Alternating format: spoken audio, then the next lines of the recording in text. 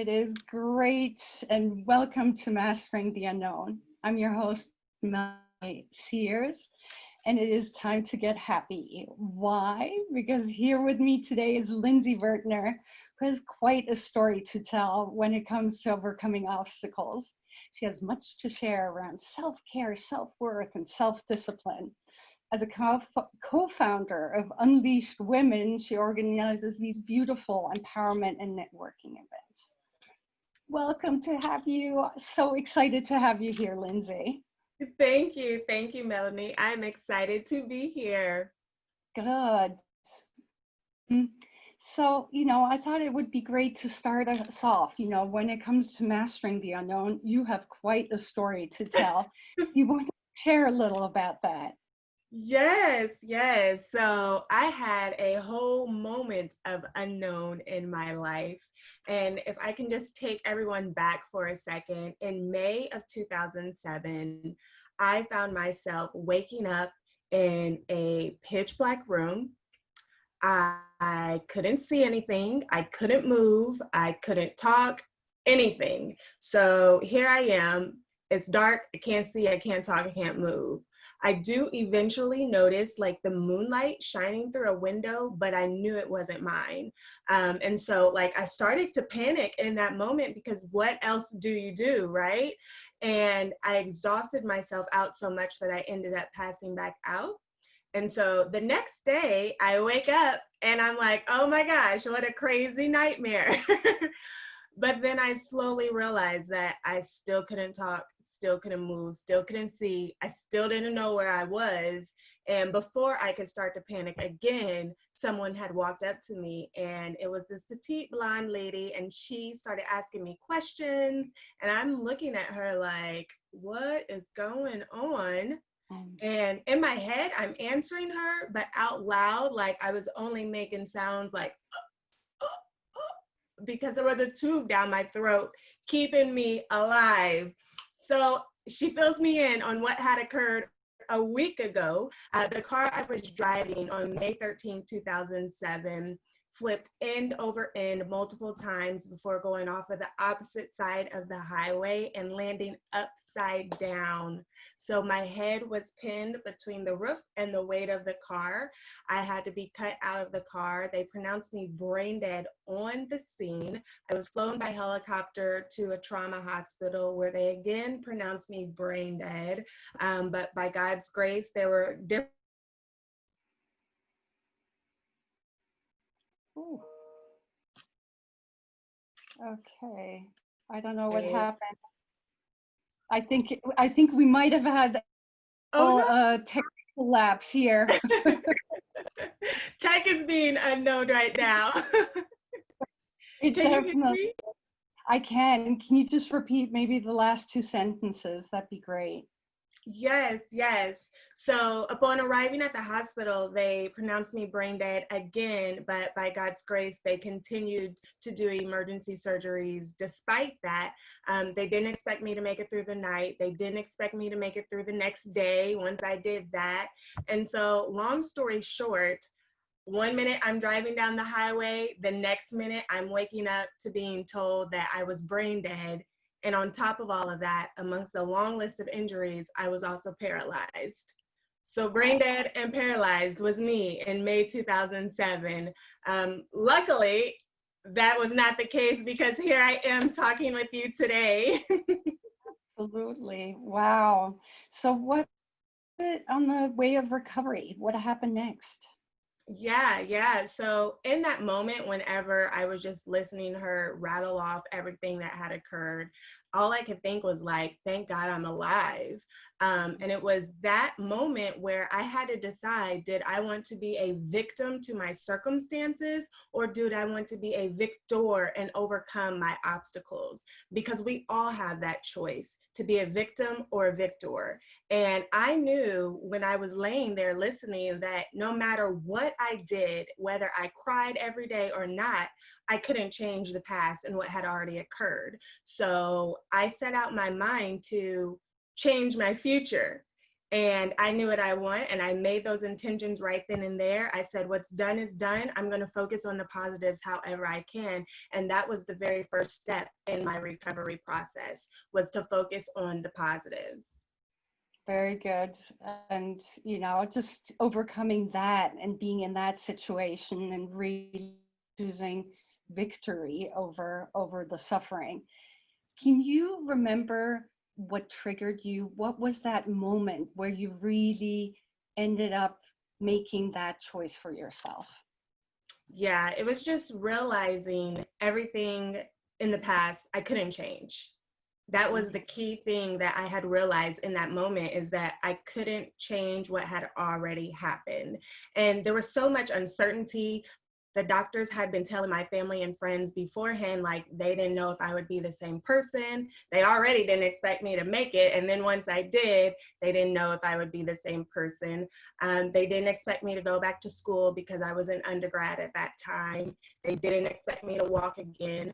But as they were telling me these things, all I heard was maybe. Like, nobody said it was for sure. Nobody said it was permanent. They were very negative in their outlook, but in my mind, again, I focused on the positives, because where your focus goes, your energy flows. And so I wanted to make sure that I was putting all of my energy into living the life that I wanted to live. And I knew that I didn't want to be pushed around in a wheelchair or work in a wheelchair by myself. I didn't want somebody else feeding me. I didn't want somebody else bathing me, for sure, because that was annoying. I didn't want to have to wait on someone to take me to the restroom. Like, I had so many dreams for my life that hadn't yet occurred. And so I knew the first step in achieving those dreams was getting myself able to walk again. And so that's what I set those intentions to do that. And then that's what I worked hard to do. Wow, just listening to that. What was how long was that process until you were back on your feet? Miraculously, it was 1 month. So my entire medical staff, they were all shocked at how quickly I recovered. And again, I attribute that to my mindset, because everything starts in our minds. It starts with our thoughts. And because I chose to focus on the positives, it helped in my healing process. And there's actually scientific research that you can look up where they compare, like, the negative outlook versus the positive outlook. And because I focused on the positives, it was easier for me to see solutions. It was easier for me to do things that I didn't feel like doing, because it wasn't fun. The recovery process was not fun, and oftentimes it was more painful than not. And so in exactly 1 month's time, on June 13th, 2007, I literally walked out of the hospital. Well, let me correct that. It was more like a wobble, but I was up and I was not using a wheelchair. I did have like a walker and a cane and everything, but I was walking nonetheless. So that was step one. It was progress. It wasn't perfection, but it was progress. And that's all that we can do. Oh, absolutely. And it is also what you had set your intention on, not being in the wheelchair, right? So Mm-hmm. with that, within that month, what would you say, did you have a daily routine? How do you do that? I mean, you've got the pain, you've got, all these things that you could be focusing on. How did you direct your mindset? How did you really do that within that month? Yeah, so I was actually in the hospital for that entire month. And so once I was elevated out of the intensive care unit, I got transferred to a therapy hospital. And I was literally in therapy 7 days a week. Sunday through Saturday, every single day, including holidays. I had to get up at 7 and I was in therapy all the way until 5 or 6 p.m. So I didn't have any days off. I was in every therapy possible: cognitive therapy, behavioral therapy, occupational therapy, physical therapy, the most, of course. And then I was in something called shock therapy. And if Oh, you don't know what shock therapy is, it's whenever they hook you up to machines and they put these little things all over your body and they literally shock you with electrical volts. And it's like when you're jump starting a dead battery in a car. They were trying to jumpstart my nerves in efforts to get me to walk again. And that did not tickle, okay? Oh, So sure. that was my routine. Every single day of the week, I had to get up and go to therapy all day long. And again, it was those intentions that I set for myself that allowed me to get up and say, you know what, I could lay here in the bed and not go to therapy, because the doctors and nurses, they can't force you to go. You have to make the choice to get up and go. But doing that, I wouldn't be sitting here in front of you, able to walk in and out of the room. So I knew what I wanted, and then I worked hard to achieve that. I love that. And it's so wonderful to see. And you transcended beyond that. I mean, happiness is sort of the thing, and getting happy. Tell me a little about how that emerged. Yes, yes. So I've always kind of had this bubbly personality, and I realized, like, again, I can't change the past, so what's the point? Because it takes the same amount of energy to be miserable as it does to be happy. So you have to choose where you want to spend your energy, right? And so I chose to spend it on the positive and to be happy. And again, that helped in my physical recovery, it helped in my mental and emotional recovery, it helped even with the people around me, because when they would come to visit me at the hospital, of course, they're coming in with this gloomy look on their face, expecting to see the worst, and for me to be feeling the worst. But when they walk in and they saw a big smile on my face, then that kind of put them at ease a little bit. And so it made everything better. It just influenced the environment. And so happiness is a big part of how I choose to live my life, because we have the opportunity to create happiness in every single moment that there is, despite the obstacles that we may be facing. So is that a personality trait that comes with you, that, you know, you're even in this miserable situation, you just shine that smile and you always felt happy? Or is that something that you felt was the best path to pursue? How do you get into that happy place? It's definitely a choice that you have to make day in and day out. You don't make it once and then you're good for life. You have to get up and make it again each and every day. Even throughout the day, you have to make it throughout each and every moment that you experience.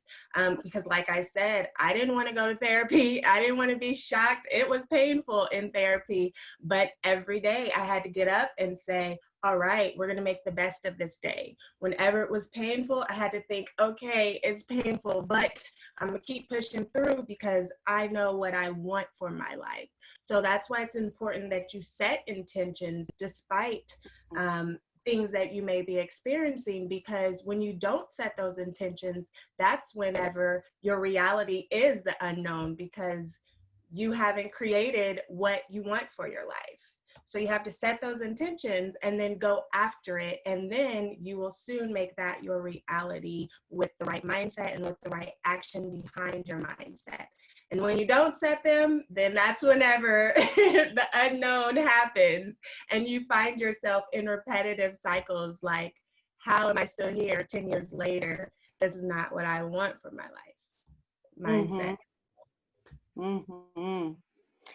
So transitioning to kind of where we're at right now, right? There's so much unknown, and it's even globally that we have this pandemic going on.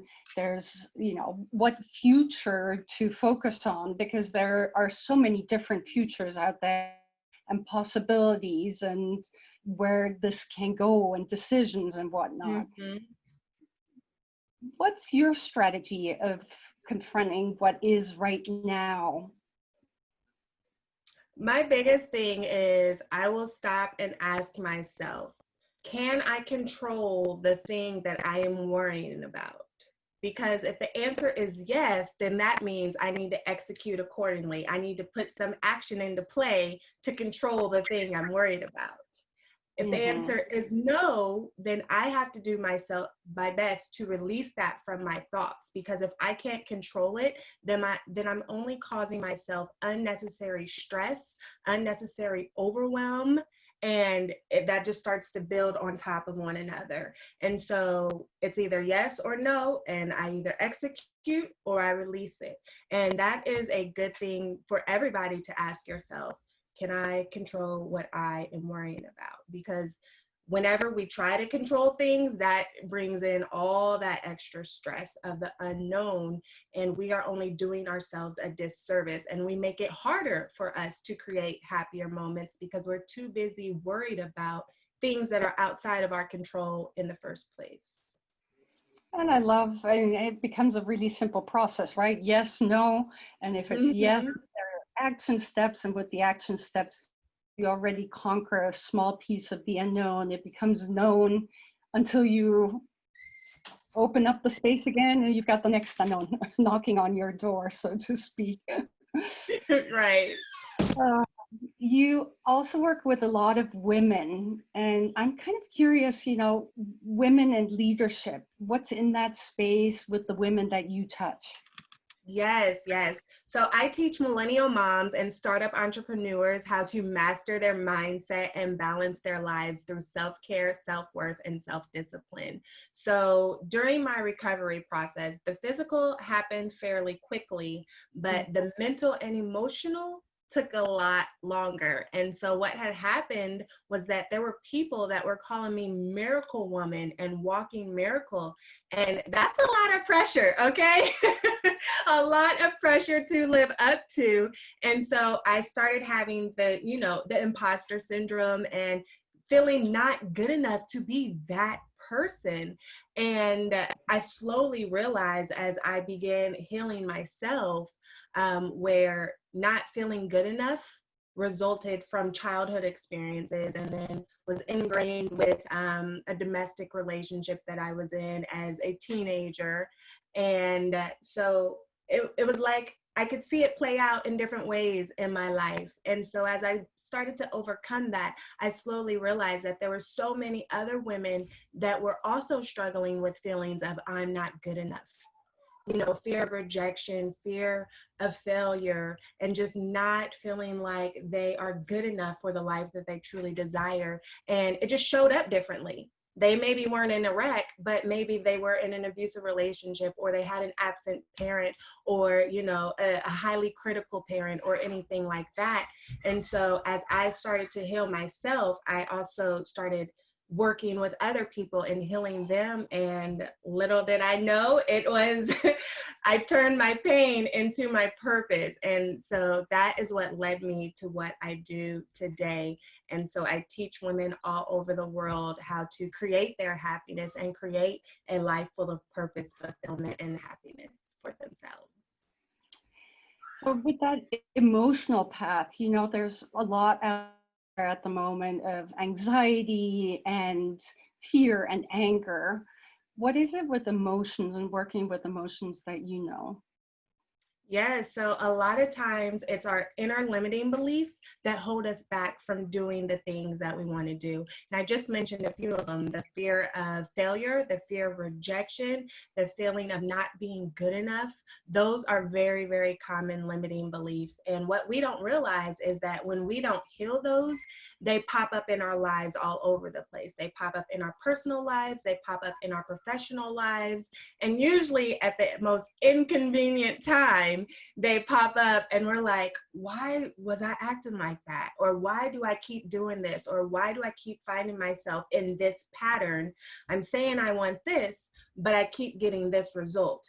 And it's those subconscious beliefs that are on the inside that are driving our behaviors that keep us in those cycles. And so we like to think we're in control, but we're not.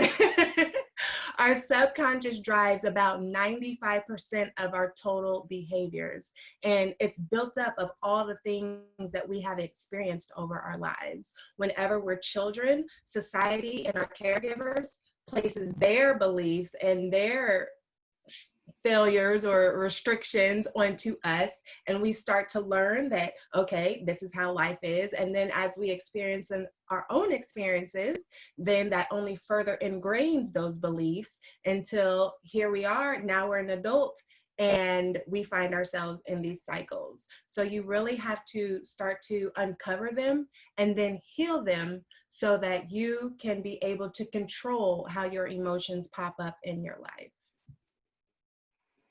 That's fabulous. And with the work that you do with women, what is it that where do you see the biggest step to empowerment?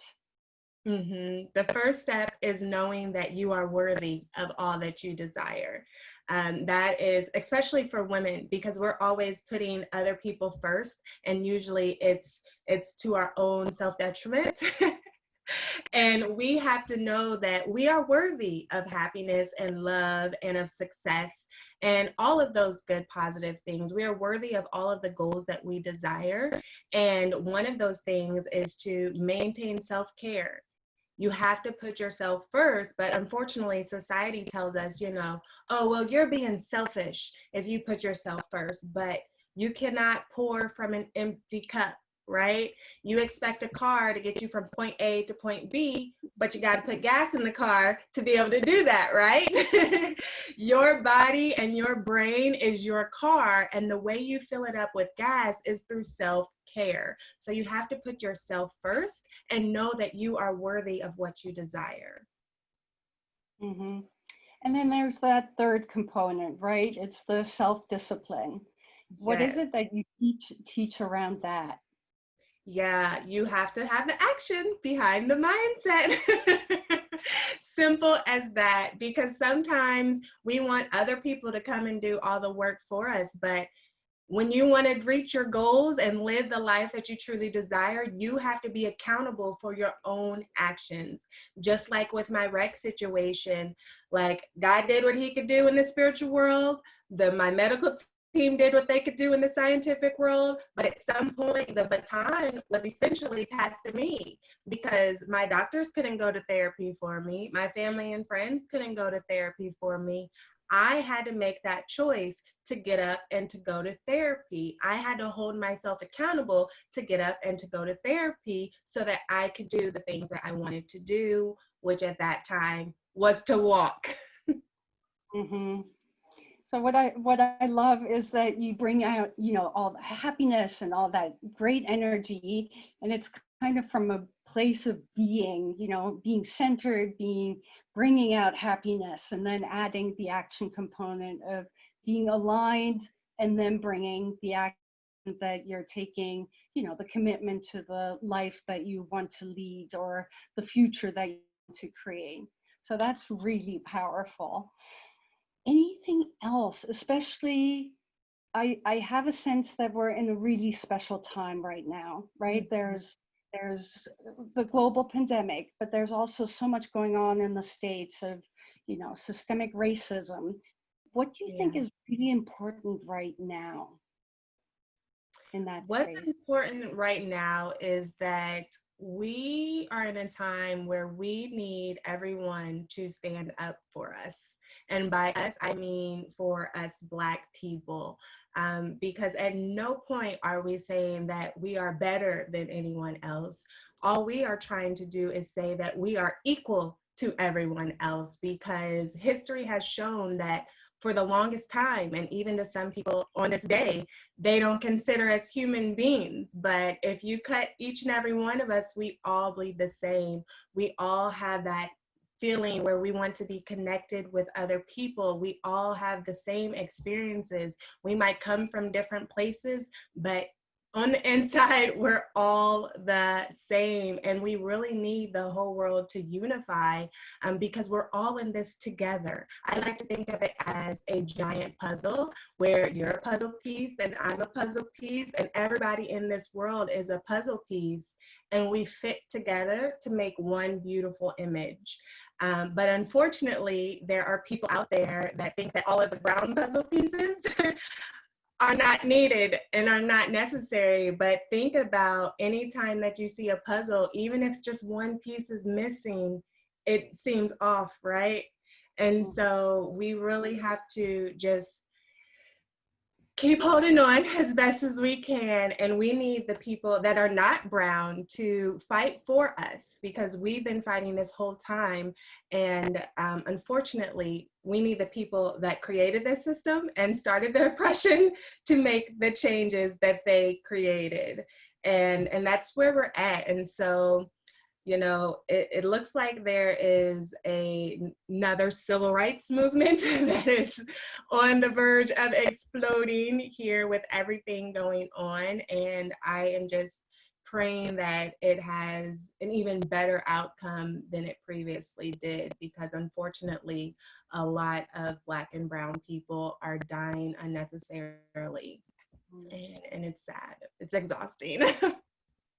And yeah, I love how you bring the analogy of a puzzle piece, of really seeing a bigger picture and seeing how it's interlinked. And, you know, from a humanitarian aspect, I feel it is about, you know, how can we unite versus divide. And right now we're kind of at the brink, especially, you know, in the US, on the brink of, you know, where can we find unity? And unity is something that is also, you know, along the lines of creativity, love, connection, and empathy, and finding paths of really having tough conversations, of understanding, of standing in this discomfort of what it means, what's happening right now. And my hope as well is, you know, to focus on the future that we want to create and how to bring the unity in. And just learning, we had a book call on white fragility, talking about, you know, how people react to the word racism. And it was just eye-opening of standing in that and, you know, being, oh, but I'm not from the States. No, but that's not how it works. It's really, we're all in this together. And I feel as soon as it's a they and us, there's a division. So it's the question of hearing all voices and finding a path forward. Yeah, exactly.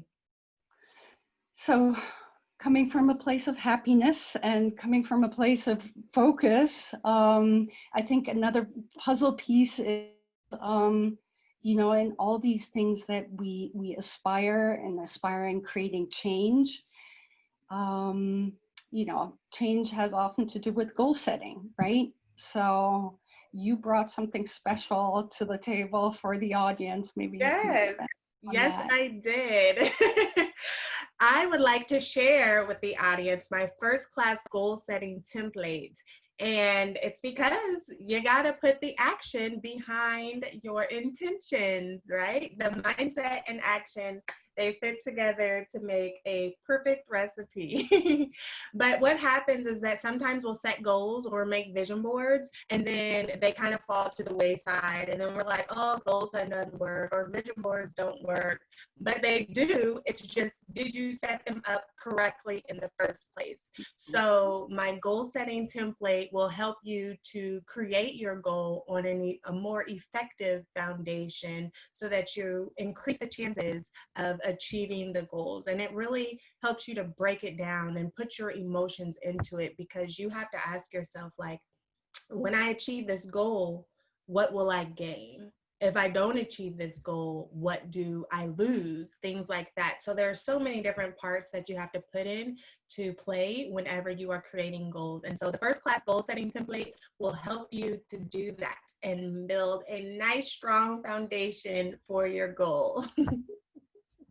Oh, Lindsay, it's fabulous just with the energy that you bring about. And, you know, also speaking of setting a good foundation, you know, is really what I'm hoping for with our little interview here, of having people set a foundation, focusing on, you know, what they want to bring to the future, bringing their own gifts, and really stepping up in leadership, because leaders influence the world. So everyone basically is a leader, and we have the power to influence, to connect, to see how we find ways to move forward and master the unknown to reach the next step. Thank you so much for being here. Yes. Created. Okay. Yes. Thank you.